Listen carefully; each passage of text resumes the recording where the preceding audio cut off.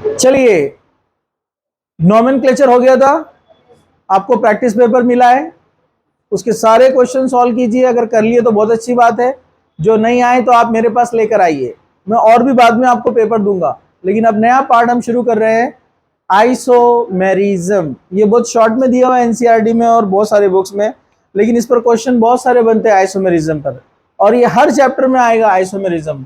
अभी हम उसकी शुरुआत कर रहे हैं यहाँ से, बेसिक से। आइसोमेरिज्म, आइसोमेरिज्म, आइसोमेरिज्म क्या होता है, जरा ध्यान से देखो।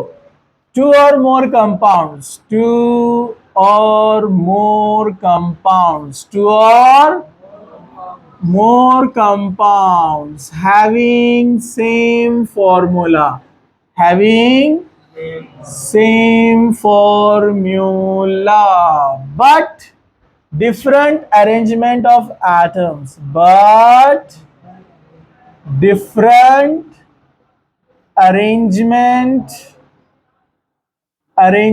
of atoms, different arrangement of atoms, ठीक है, आर कॉल्ड बोलो बोलो, isomers, and this phenomena is called isomerism.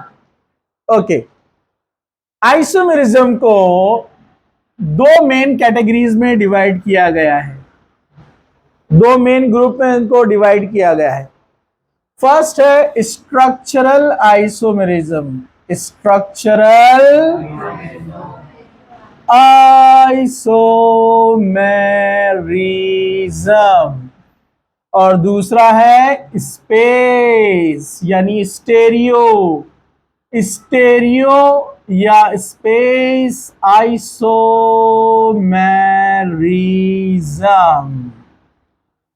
Actually space का मतलब कैसे होता है, 3D स्पेस में पोजीशन चेंज होती है। जब हम देखेंगे एग्जांपल तब समझ में आएगा आपको, थोड़ा सा ध्यान से देखो सब लोग, ठीक है।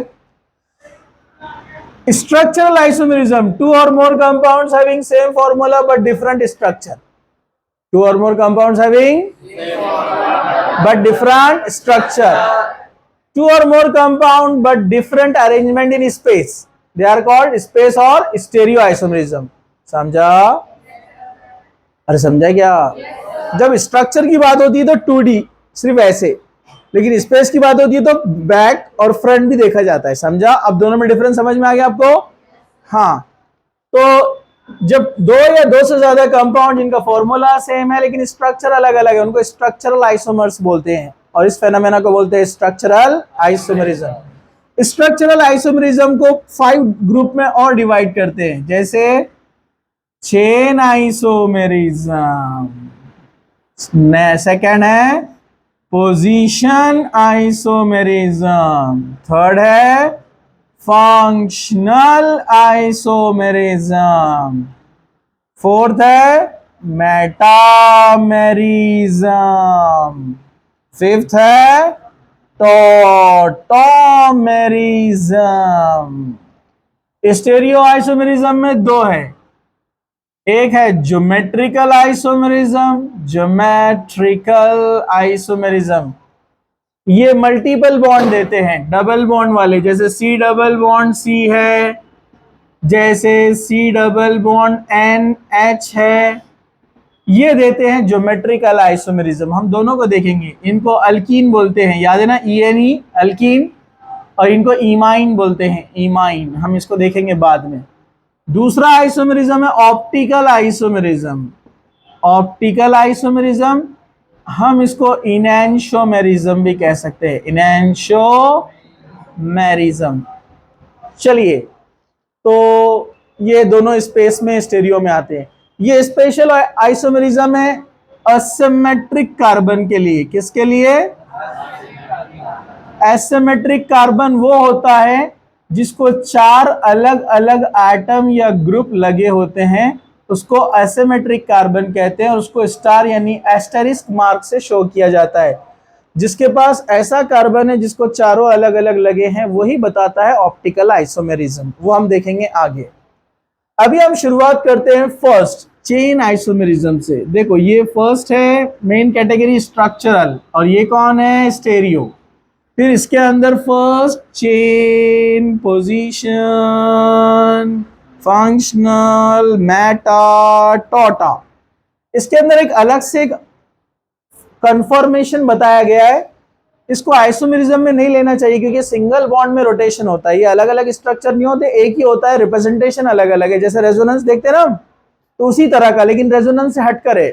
इसको हम अलग से पढ़ेंगे। इनको कहा जाता है कन्फॉर्मर्स। क्या बोलते हैं इनको, कन्फॉर्मर्स। ये सी सिंगल बॉन्ड के अराउंड उसके एक्सेस में रोटेशन होता है। इस रोटेशन को हम अलग अलग स्ट्रक्चर से रिप्रेजेंट करते हैं, ये भी हम पढ़ेंगे लास्ट में, ठीक है, कन्फॉर्मर्स। चलिए पहला स्टार्ट करते हैं हम चेन आइसोमेरिज्म। जरा ध्यान से देखिए सब लोग, chain isomerism, chain isomerism. Chain isomerism का एक नाम है स्केलेटल आइसोमेरिज्म। क्या है, स्केलेटल। स्केलेटन रहता ना, हाँ, कार्बन का स्केलेटन चेंज होता है इसलिए बोलते हैं स्केलेटल। इसको न्यूक्लियर आइसोमेरिज्म भी बोलते हैं, मतलब कार्बन न्यूक्लियस चेंज होता है। न्यूक्लियस मतलब वो न्यूक्लियस नहीं, मतलब मेन कार्बन का जो ढांचा है उसमें चेंजेस आते हैं। वो कैसे मैं आपको बताता हूँ। ये दोनों इसके ऑप्शनल नेम है। चलिए हम आगे बढ़ते हैं। हम सिंपल सा एग्जांपल लेंगे अपने अल्केन्स का।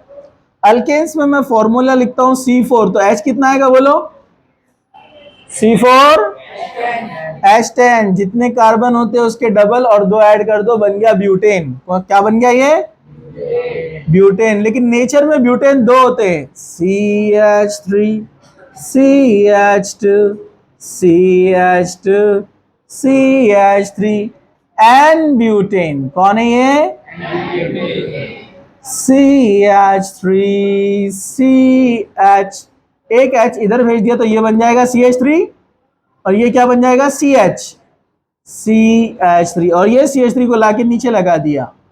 इसका नाम है आइसोब्यूटेन। आइसो का मतलब सेम, इसलिए इसको बोलते हैं आइसोब्यूटेन, क्योंकि दोनों का मास क्या है, सेम, क्योंकि फॉर्मूला सेम है। Two compounds having same formula but different in the carbon chain. Different in the carbon chain. Sign लेकर आओ। हाँ देखो, two compounds having same formula. Two compounds having same formula but different carbon chain. इनका carbon chain अलग अलग है ना, they are called chain isomers, and this phenomena is called chain isomerism. बोलो, two or more compounds having same formula but different in the carbon chain, they are called chain isomers or skeletal isomers और हाँ nucleus नहीं, nuclear isomers. ठीक है, okay. तो वैसे मैंने आपको शुरुआत में बताया था कि याद कर लो, आगे काम आएगा। अगर आप मीथेन लेते हैं CH4 तो इसके आइसोमर नेचर में एक ही होता है। C2H6 ईथेन लेते हैं तो इसका भी एक होता है, और प्रोपेन का भी कितना होता है, एक। स्टार्ट कहां से होते हैं, ब्यूटेन से। 2 आइसोमर याद है ना। अब मैं हाइड्रोजन नहीं लिखता हूं, डायरेक्ट लिख देता हूं। C4 के कितने होते हैं, 2। C5 के कितने होते हैं, 3। याद है ना, n pentane, isopentane and neopentane. अरे याद है क्या। C6 के कितने होते हैं, 5। C7 के कितने होते हैं, 9। C8 के कितने होते हैं, अरे बोलो ना, 17। C9 के कितने थे, 35। और C10 के कितने थे, 75। ये याद रख लो। सबके नहीं आते ऐसे, बेसिक वाले आपको याद रखना पड़ते हैं। हाँ चलिए, अभी हम चेन आइसोमेरिज्म खत्म नहीं करते हैं, थोड़ा सा और आगे बढ़ते हैं। लेकिन इस बार हम क्या करेंगे, चेन आइसोमेरिज्म के साथ साथ पोजीशन आइसोमेरिज्म भी स्टडी कर लेंगे, सेकंड वाला। कैसे, देखो उसके लिए हम एग्जांपल लेंगे C4H। अच्छा C4 रहा तो ब्यूटेन क्या बनता है, C4H, बोलो ना। पहले छोटा वाला लेंगे अपन, C3 रहा तो H कितना रहता, 3 का डबल 6, 2 मिलाया 8। लेकिन हम क्या करते हैं, C3H7 लिखते हैं, मतलब एक हाइड्रोजन गया। एक हाइड्रोजन गया, अचानक खेलते खेलते हाइड्रोजन बोला मैं अब भी आया। समझ गए आप कहाँ गए हो? आप लोग खेलते खेलते जाते ना बीच में से अचानक, अच्छा बच्चे भी बहुत होशियार रहते हैं, बीच में खेलते खेलते जाने का रहता, अर्जेंट उनको कॉल आ जाता तो क्या बोलते जाते जाते हो, मैं बंबई से आया अभी। बराबर है कि नहीं है? समझ गए ना? बेचारे बहुत देर तक पहले बर्दाश्त भी करते, हिलते रहते वहीं। अरे बराबर है कि नहीं है? जब अनकंट्रोल हो जाता है बोलते मैं अभी आया मुंबई जाकर। अरे बराबर है कि नहीं है? हाँ चलो, तो खैर एक हाइड्रोजन गया, लेकिन एक हाइड्रोजन गया तो अब दूसरा उसकी जगह पे कौन आ गया? एक Cl आ गया। कौन आ गया? एक Cl आ गया। तो यहां पर ये बन गया प्रोपाइल क्लोराइड। क्या बन गया ये? अब जरा ध्यान से देखो प्रोपाइल क्लोराइड के हम कितने स्ट्रक्चर्स बना सकते हैं, सब लोग जरा ध्यान से। CH3 CH2 CH2 Cl, CH3 CHCl CH3, 1 2 3, 1 2 3। पहले वाले केस में बच्चों इधर देखो, पहले वाले केस में क्लोरो कितने नंबर पे है? क्या बोलेंगे आप इसको? 1 क्लोरो प्रोपेन। दूसरे वाले को क्या बोलेंगे? 2 क्लोरो प्रोपेन। तो पोजीशन चेंज हो गया ना? तो इनको कहते हैं पोजीशन आइसोमर्स। 2 और मोर कंपाउंड्स, बोलो बोलो, having same formula but different in the position of functional group. They are called position isomers. And this phenomena is called position isomerism. समझा? अब चेन पोजीशन दोनों साथ में एक एग्जांपल मैं आपको बताता हूं, लेकिन उससे पहले अल्काइल हैलाइड एक इंपॉर्टेंट कंपाउंड है, बार बार आएगा, इसलिए मैं इसके बारे में आपको बता देता हूं। अगर आपको मालूम करना है कि इसके चेन और पोजीशन आइसोमर्स कितने बनेंगे, तो इसके लिए फॉर्मूला है अपने पास, formula for alkyl halide. Alkyl halide को शॉर्ट में कैसे रिप्रेजेंट करते हैं? RX। RX मतलब हेलो अल्केन, X मतलब फ्लोरो क्लोरो ब्रोमो आइडो, कुछ भी आ सकता है। अरे कुछ भी आ सकता है ना? Yes, fluoro chloro bromo. तो ये इसके लिए फॉर्मूला है 2n-2। क्या है फॉर्मूला? n कौन है? Number of carbon. n कौन है? चलो देखो, C4 रहा तो ब्यूटेन के लिए हाइड्रोजन कितना आएगा? H10। उसमें से एक हाइड्रोजन बोला मैं अब भी आया, तो कितने हो गए? उसकी जगह कौन आया? Cl, Br, कोई भी आ सकता है। Cl पहले ले लिए ना, Br लेंगे अपन। क्या लेंगे? तो इसको क्या बोलते हैं आप? Butyl bromide. क्या बोलते हैं? इसके आइसोमर कितने बनते हैं, कैसे बनते हैं, जरा ध्यान से देखो। पहले क्या करना? स्ट्रेट चेन वाला लेना, 4 कार्बन, 1 2 3 4 आ गया। नाम तो बचपन से जानते हैं आप इसको, 1 ब्रोमोब्यूटेन या N ब्यूटाइल ब्रोमाइड। 1 ब्रोमोब्यूटेन, बरोबर। अब क्या करेंगे अपन? चेंज करेंगे, चेंज। ये CH3 को उठाकर यहां लाके लगा देंगे और यहां का हाइड्रोजन इधर भेज देंगे बैलेंस करने के लिए, बरोबर। तो देखो, तो ये हाइड्रोजन इधर आ गया तो ये क्या बन जाएगा? CH3। ये क्या बन जाएगा? CH। ये एज इट इज, इसको उठा के इधर ला दिया। हाँ, आइसोब्यूटाइल ब्रोमाइड। ये 1 ब्रोमो का नाम क्या है? N butyl. नॉर्मल है ना? N butyl bromide. इसका नाम क्या रहेगा? Isobutyl bromide. और आईपीएसी नेम, 1 पे ब्रोमो, 2 पे मिथाइल। बोलो ना,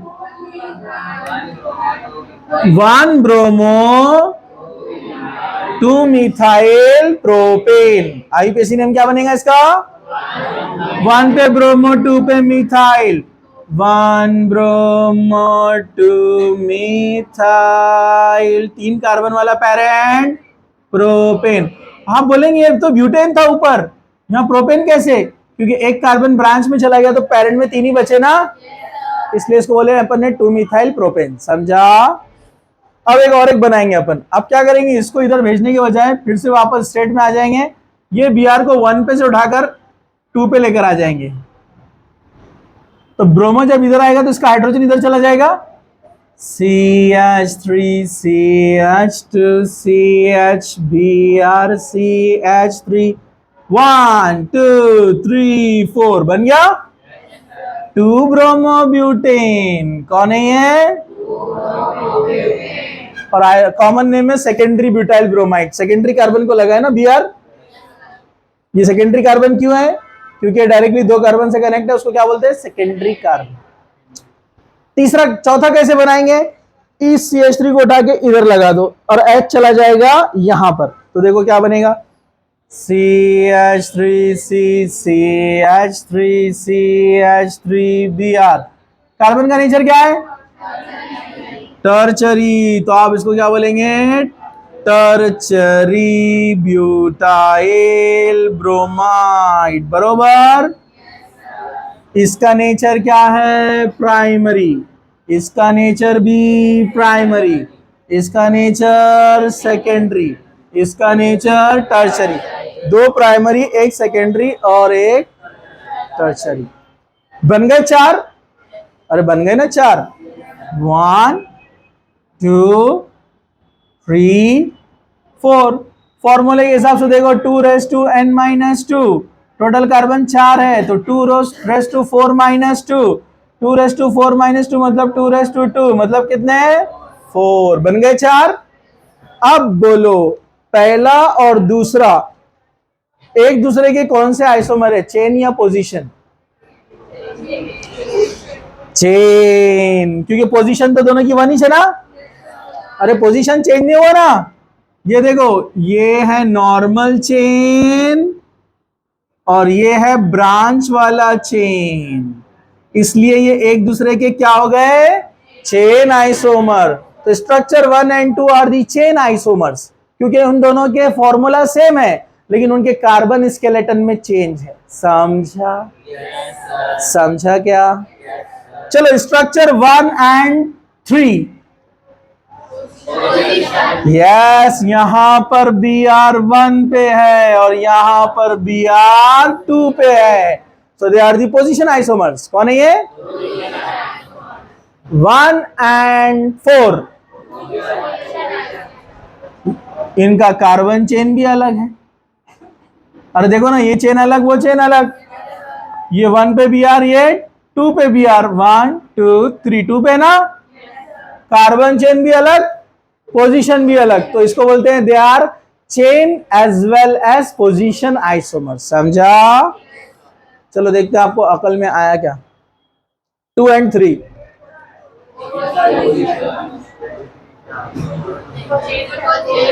चेन एज वेल एज, इधर कार्बन चेन स्ट्रेट है, इधर ब्रांच है, तो चेन आइसोमर बन गए। इधर पोजीशन 1 है, इधर पोजीशन 2 है, तो पोजीशन भी बन गए, chain as well as position. 3rd and 4th position भी है? नो, ओनली चेन, क्योंकि इधर पोजीशन 2 है और इधर भी पोजीशन 2 है, तो पोजीशन नहीं बनेंगे। समझा? तो यहां पर चेन आइसोमर कौन कौन है बोलो? 1 and 2। 1 and 3 क्या थे? Position isomers 1 and 3।